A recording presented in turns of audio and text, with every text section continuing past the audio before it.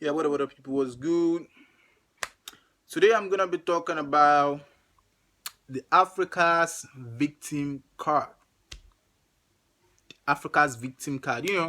When we're talking about history or we're talking about any ancient issue that has to do with slavery or enslavement of the people of Africa in the ancient times, in the pre-colonial times, by the British Empire by Britain, France, Portugal, Brazil, USA, and a lot of other countries like that who have come to colonize Africa and take them as slaves to build their own country.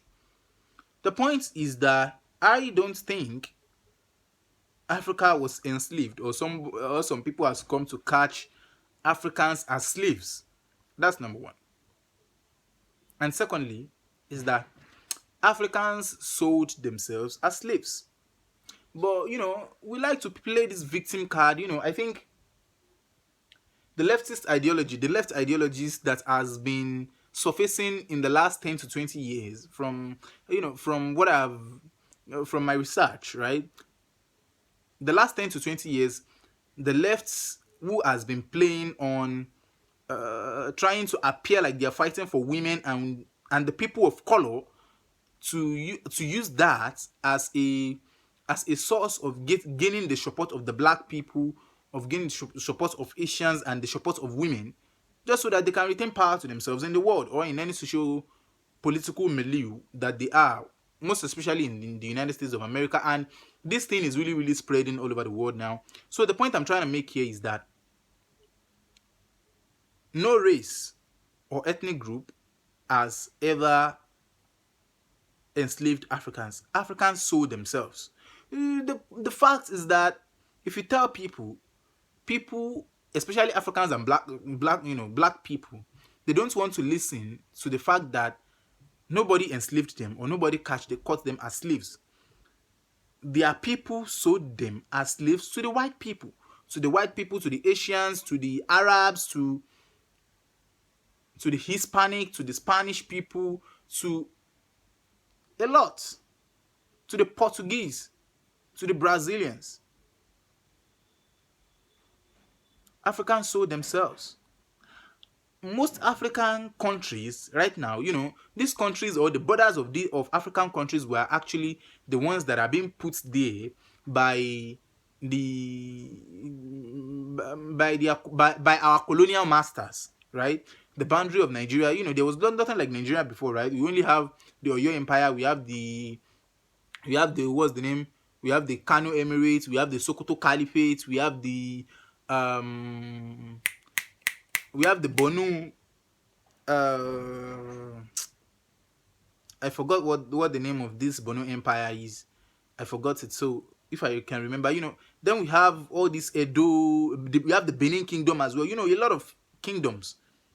So they are being brought together and tied together by the British colonial master, and we were named as one Nigeria, right? The same thing applied to Ghana. The same thing applied to South Africa. The same thing applied to all. The same thing applied to almost all African countries. The only one that seems to be an exception, and it is still not an exception, but it's only a little bit an exception, is Egypt. It's Egypt and the likes of maybe Sudan and things like that. But I'm not going to go to dive deep into that. The point I'm trying to make is that if you look into the history, the kings in Yoruba land, when they fought themselves, when you fight each other, you are going to take war loot, you are going to take war gains, the properties of the people you have defeated, you are going to take them, and you are going to enslave their people, catch them as slaves, right? But the point is that the slaves these people have caught for a long period of time, the slaves that are being caught by one African kingdom or one African empire from another African empire are being sold to the white people. So the white people has never come to Africa or come to fight the people of Africa on an enslaving conquest. That's the point. Because the fact is that, look at the Ottoman Empire and the Persians in the old times. Um, the Ottoman, the Persians, and during that time, right? Those places were conquered by war, or they were conquered with war by the Arabians, hmm, on a religious mission. Most of the times they were on religious mission, right? They went there, they took arms to them to fight them, bring them to their feet, defeat them before they enslaved them. So when the colonial masters came to Africa, they started trading with us, and they were not meandering or trying to finger our political systems, right? But the point is that our kings and queens, they were seeking the support of the white people, or these foreigners, for money, for some other things, or for some materialistic things, to use against their enemy, or to increase their power. They are seeking for financial support, where they are seeking for weapons to fight against their fellow kingdoms, or their enemy kingdoms, or their enemy empires in wars. And with time, the colonial masters started gaining grounds. And for the fact that they have all the power and the resources that these African kings and queens are using to stabilize their power, right? So they still have the capacity to demote any king or queen who is not yielding to their wishes. I just hope you guys can relate with what I'm trying to what the message that I'm trying to pass across. The white people never come. I don't think the white people ever come on a mission to enslave Africans. And if they have come on a mission to enslave Africans, they didn't come directly to and start capturing us and start chaining us. No. Our kings, when there is war in Yoruba land, when there is war in Arewa, when there is war in in the north, among the Hausas, among the Fulanis, among the Tiva, among the Igbos, right? Among the Edos or the Benins, any slave that is being captured, they were being sold to the white people for greater and better prices.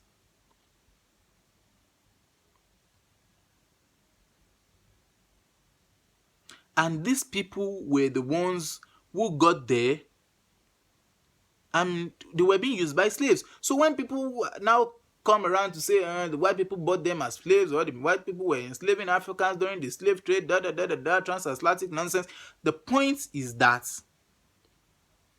your people, your fellow Africans, sold you to the white people.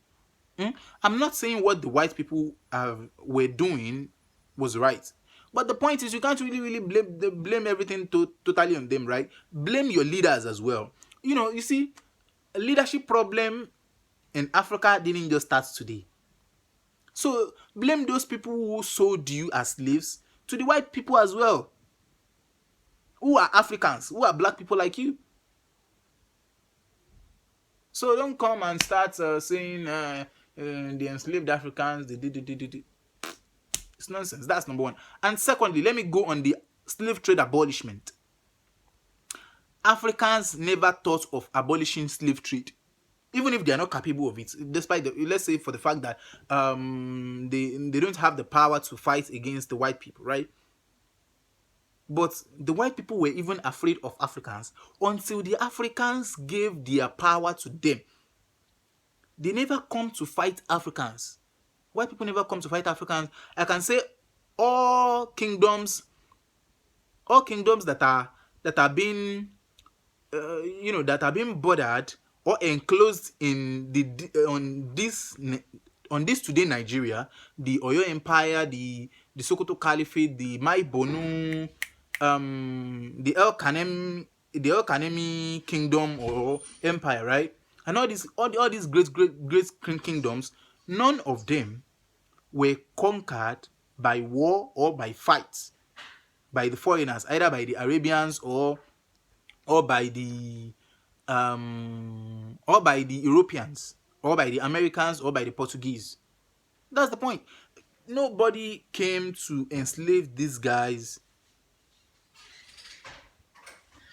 You know, we sold ourselves to them. So during the slave trade abolishment, I don't want to. I think I'm going off point and I'm kind of being repetitive here. During the slave trade abolishment, what happened during was that the white people brought up the idea of abolishing slave trade, of ending, of putting an end to slave trade. The black people that are being sold, that are being suffered, pains are being inflicted on them, they never thought of stopping slave trade. The white people were the ones who stopped slave trade. So if we say the Europeans don't like Africans, the Europeans, da, da, da, da, da, even though there is racism, we know that already, right? But if we say, okay, they were capturing us as slaves and they were using us to build their country, right? So why were they the first person to suggest slave trade abolishment and not the Africans? A good example was during the issue between Akitoye and Kosoko in Lagos, while they were having the kingship tussle in Lagos. Back then in 1870, I forgot that year, so I don't want to commit a blunder. I'm going to talk about this in a new video. So, during that time, during the time of Akitoye and Kosoko case, Kosoko was the king then. I think, yeah, Akitoye was the king, so Kosoko overthrew him the first time. After Kosoko overthrew him, so Kosoko was defeated again. Akitoye became the king again. So Kosoko went back to start another war to chase Akitoye away from the throne. The second time, he became the king, the Eleko then. That was when the white people wanted to stop slave trade. So they gave a treaty, a treaty or a peace agreement to. They offered a peace agreement or a peace treaty to Kosoko to end slave trade, so that they can join hands to help end slave trade. That Kosoko wouldn't be selling slaves to them, and they also wouldn't be buying slave trade anymore. Kosoko insisted that he wanted to continue selling slaves, and he still wants to continue selling people as slaves, right? Kosoko didn't agree to the memorandum. Kosoko didn't agree to that agreement or that deal that was presented to him by the Europeans. But Akitoye accepted, not just because he also wants to accept, right? But whatever reason he has accepted, but majorly because he wanted to use the white people against Kosoko, who was his opponent, right? So he agreed to stop slave trade. So after he agreed to stop slave trade, the Europeans backed Akitoye to fight against Kosoko. Then Akitoye won. Akitoye became the king, and it was made the Eleko. Kosoko was banished from the town. So Kosoko waged another war, and he almost won before the European military ships actually prevented them and chased his warriors away. So that was how slave trade was abolished, most especially in Lagos, and that was what led all Yoruba lands as well, or the southwestern part of Nigeria, to stop slave trade, right? And this was almost what has happened in almost every other empires and kingdoms in Africa. So the white people or the Europeans or our colonial masters, they were the ones who were buying us as slaves and used us to build their country, right? But they were also the ones who stopped slave trade, selling of slaves, selling ourselves. They were the ones who stopped us from selling ourselves as slaves. They were the ones who stopped us from selling ourselves like pizza and burger, like gari. So we said they don't like us, even though there is still racism in the world. But the point is that Africans need to take responsibilities. And a lot of times you see Africans saying, the black people build America, the black people do this, build that. Why couldn't the black people go to Africa and build Africa? Come on, let's get off that nonsense, okay? So Africans sold themselves as slaves. The Europeans didn't enslave them.